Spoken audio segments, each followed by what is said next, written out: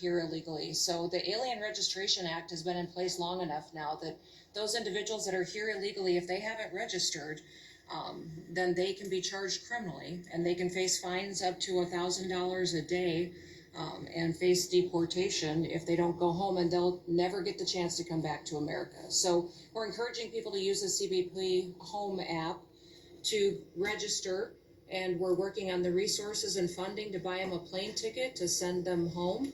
I went to El Salvador, Colombia, and Mexico, and those countries and others are thinking about setting up programs to support these individuals when they get back to their countries. So when they get there, they'll have housing and food assistance, and so making sure that these folks have the opportunity to go home so that they can get the chance to come back to America is important. And so it's a very big self-deport operation that we're starting. Thousands of people have already Yeah. self-deported.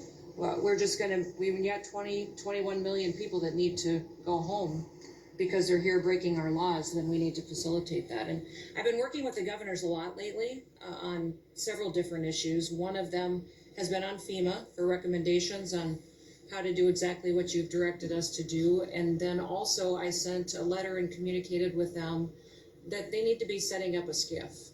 Some of our governors don't have secure facilities to have national security issues. I think one of the jobs Homeland Security has is to give communication down to states, to local cities and communities. And so recommending they get a SCIF, they have secure comms with them at all times or nearby so that they can have national security conversations, and then to have somebody in their office designated that is their communications person. A lot of them have emergency management officers, but they don't necessarily have somebody designated when it comes to a national security issue that we may need to communicate with them on. And I think American people need to know that Real ID will be required to travel on May 7th. So those governors have been notified to communicate that at home. We don't want anybody to get delayed and not be able to travel when they get to an airport.